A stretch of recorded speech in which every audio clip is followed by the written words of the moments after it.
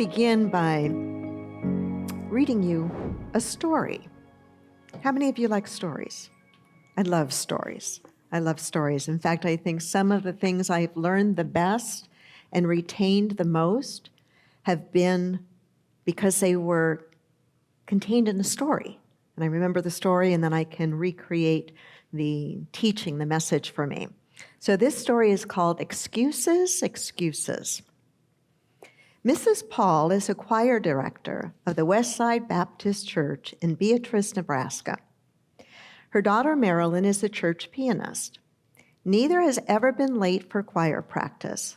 To the contrary, both are in the habit of arriving 15 minutes early. It's Wednesday evening, March 1st, 1950, 7 o'clock. Choir practice begins at 7:30. Mrs. Paul calls to her daughter upstairs. They should be leaving now. It's almost time. No answer. Mrs. Paul returns to her last-minute preparation, and the minutes are ticking away. It is 7:15 p.m. when she realizes her daughter is asleep. So Mrs. Paul goes upstairs, awakens her daughter. There's only time to tidy up and settle out. This will be the first time either Mrs. Paul or her daughter Marilyn has ever been late for choir practice. Their perfect attendance record is now broken. But you know what? There are 18 members in the Westside Baptist Church Choir, and each and every one that very same night is also late for practice. All 18 have perfectly valid excuses, and all are late. You've heard the excuse of Mrs. Paul, the choir director.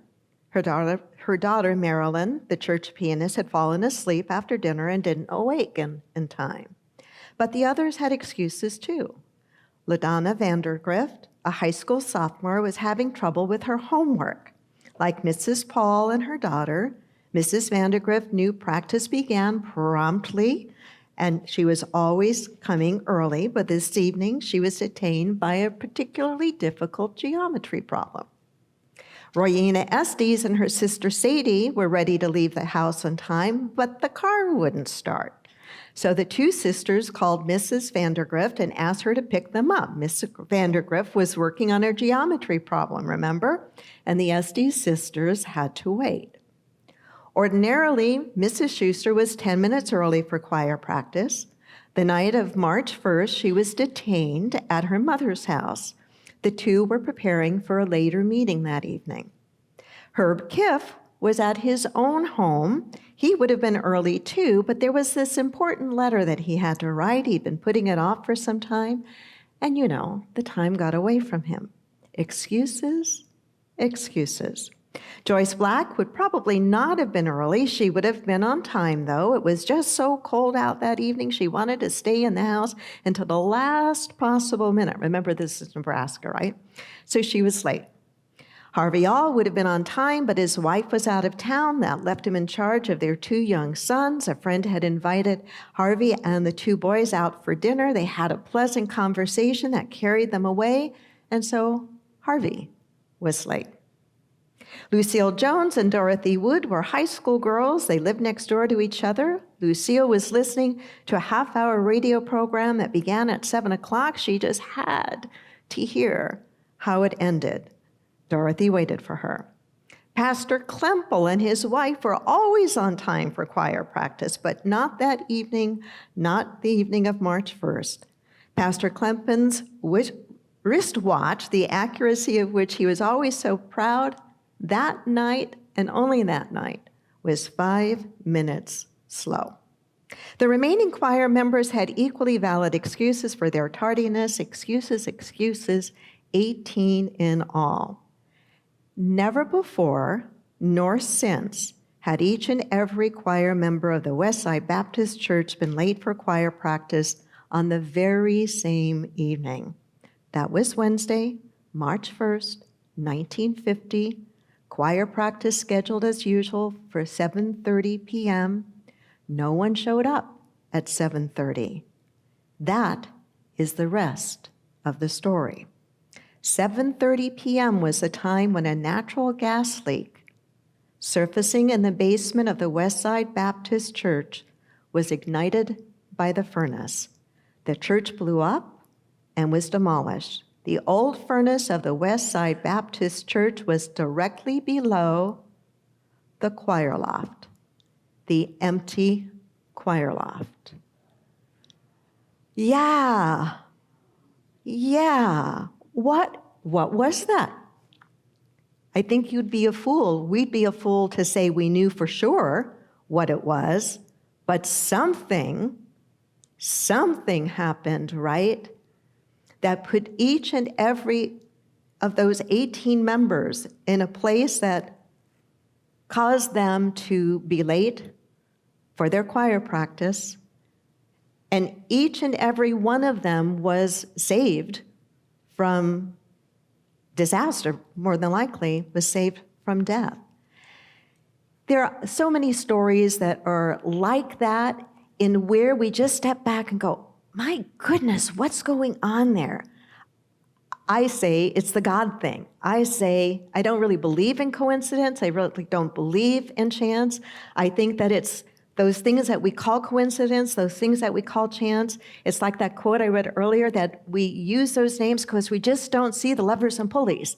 We just don't have an answer that kind of makes black and white sense in our minds, and we're trying to make a sense of something that defies logical explanation. And yet you can't deny that there are things like this that happen, right? Where we find ourselves in exactly the right place at the right time, or we are avoided and kept from being in a place where we shouldn't be.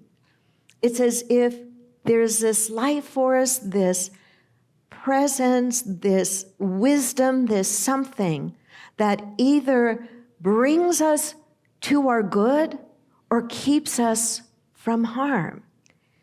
And if we can be more mindful of that, if we can be more aware, if we can be more open to that, I think the benefit is that we find ourselves much more frequently being in the right place at the right time to experience our good, to experience a blessing.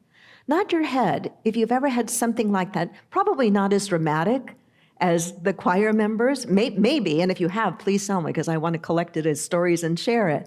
But I bet you've had situations in your life where you were exactly at the right place at the right time for something that you really needed, right?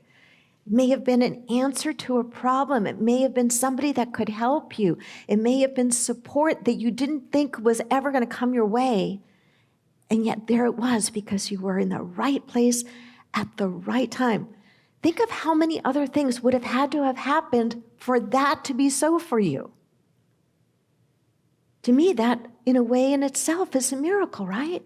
All the things that had to transpire in the lives of those 18 members, from very mundane things like difficult geometry problems and getting carried away in a conversation, to all the other excuses, right?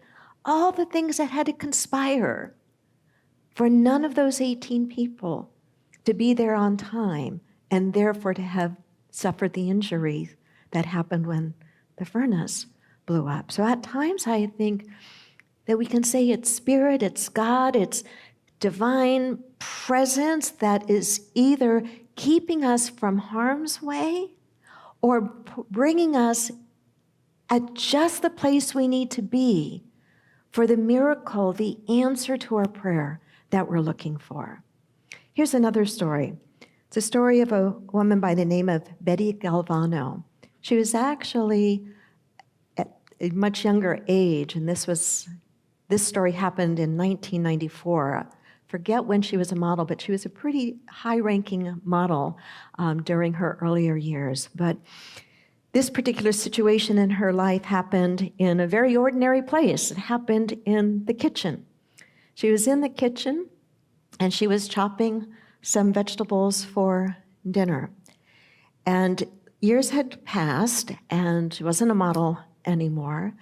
But she had always been very active, very physical. She was a mom, she had kids, lots of responsibilities. And in her athletic days, she suffered an accident. She had jumped off of like a ledge or a seawall or something and had taken a pretty bad fall and had really injured her hip. And so she had some surgery done, and the surgery involved a steel rod of about 10 inches put in, I guess, to secure the bones in the hip. But she was always in a tremendous amount of pain. And as years progressed and the pain got worse, her mobility lessened as well. And so she would often either need a cane or a walker. So she's in the kitchen at the sink chopping up vegetables. Her husband's on the other side of the kitchen helping her as well, when all of a sudden, she is literally thrown from where she's standing to the other side of the kitchen where her husband is, and then back again. Now, stop for just a moment and imagine how astonishing and disorienting something like that would be. You see your wife standing chopping vegetables, and all of a sudden she's catapulted as if something forced her across the room, and something in fact did, and then right back again. Well, she was very shaken, and obviously her husband was very shaken as well, and he takes her to the living room and sets her on the couch, and they're kind of stunned, and she's bewildered, and he's very, very worried about her, and she seems, only partly coherent, and he asks her how she is, and she says, I think I'm okay, and she says, I see a rainbow. And he looks and he thinks that's kind of odd because there's not a cloud in the sky. It's a beautiful, clear day, not a cloud in the sky. And he tells her that, and she thinks, well, maybe I'm dying. Maybe I'm, hallucinating, seeing this rainbow. And they look more carefully, and sure enough, there is not a cloud in the sky. There's not even like a sprinkling, how sometimes you can see a rainbow from the dewdrops of a sprinkler. There's not even that. And so after a few hours passes, she gets up and figure they don't know what it was that happened, but she gets up and she notices she doesn't have any pain. That she's able to move her leg and her hip in a way that she hadn't been able to for years. She has no pain.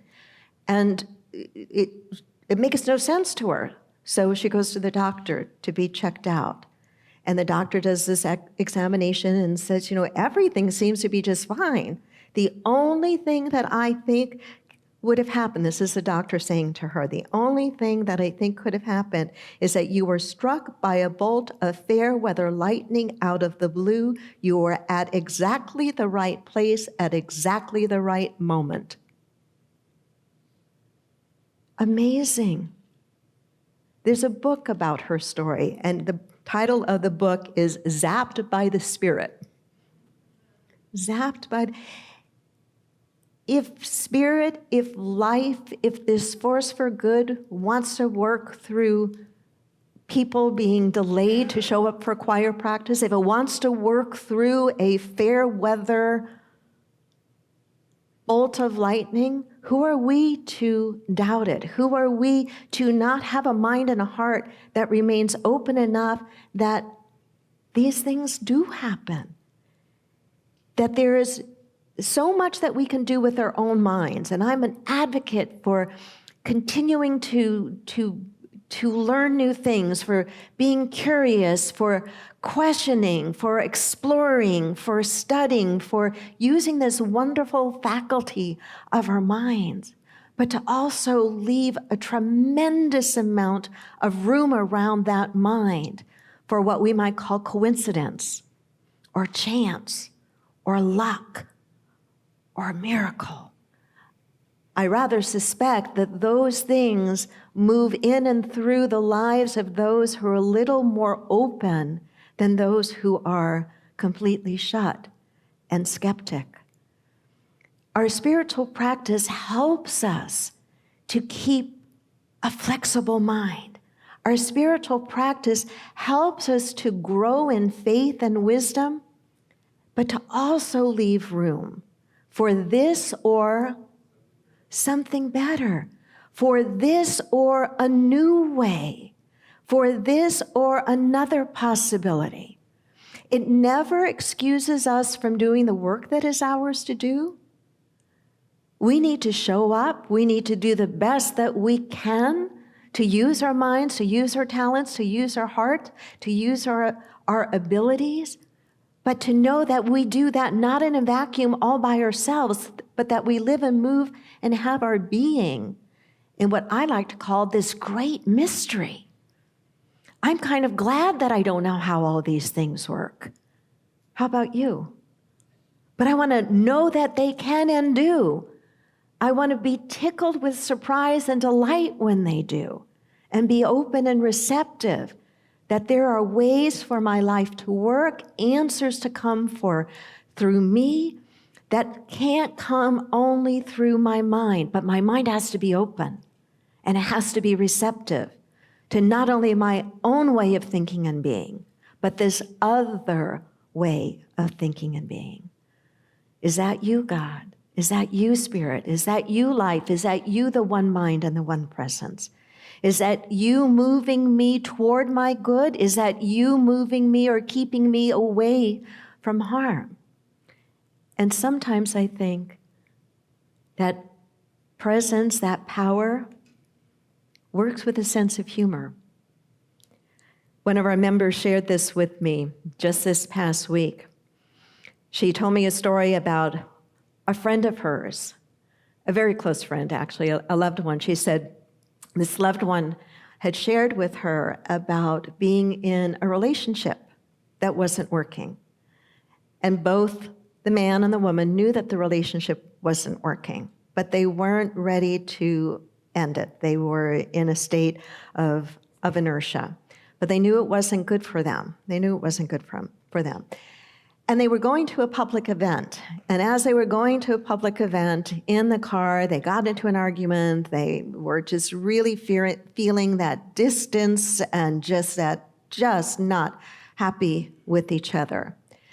And the woman held in prayer, God, help me know what is the right thing to do with this relationship. God, give me a sign. Have you ever asked for that? You know, God, give me, and I always say, and make it really clear. And make it really clear. Make it impossible for me to ignore. Spirit, speak to me in ways that are impossible for me to ignore. That's one of my approaches.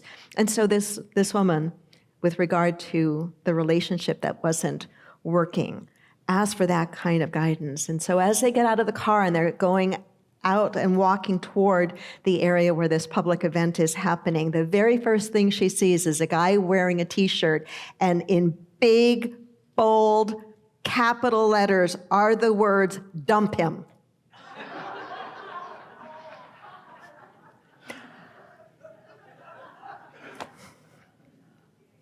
What are the chances of that, right?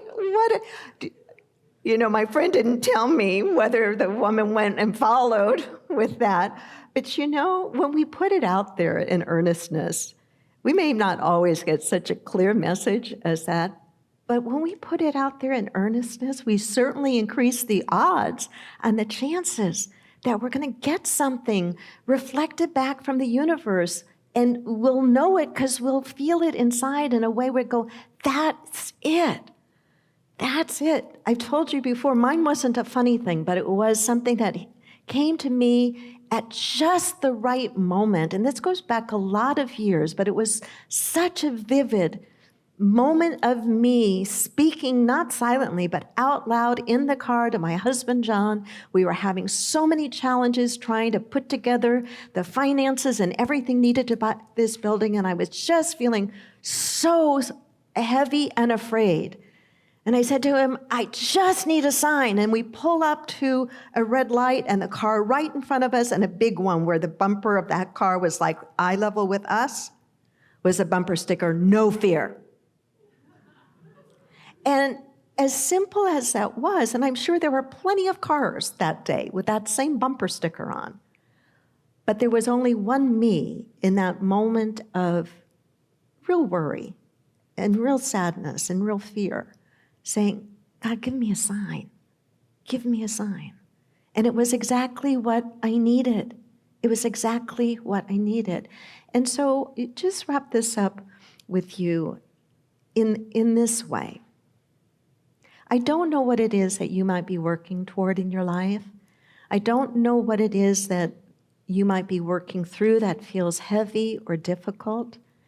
Whatever it is, make room in your practice to hold it in prayer and to ask to be shown in ways that are clear to you the answer. The answer. Ask it in earnest and stay with it, not from a place, earnest doesn't mean desperate. It means, to me, from a deep place of humility and vulnerability. It's as if your soul is saying to the universe, I need some help. I don't know the answer. I don't know the direction. I don't know what to do. Help me to know. When we ask in earnest and we're paying attention, there will be something that happens. There will be something we hear. It could be a phrase in a song on the radio. It could be a message in a podcast that we just happen to accidentally turn on, accidentally. It could be, I've had people tell me, a book fell from my shelf in my study and opened to a page, and I read the page, and I had my answer. Who are we to limit the ways that Spirit, that God, that the One, whatever you want to call that, could speak to us, support us, and guide us? I want to close with these words from M. Scott Peck. He wrote, as a scientist, I expect statistical proof whenever possible to convince me of most things. But as I continue to mature, I've become more and more impressed by the frequency of statistically highly improbable events. In their very improbability, I began to see the fingerprints of God. Namaste. God bless you.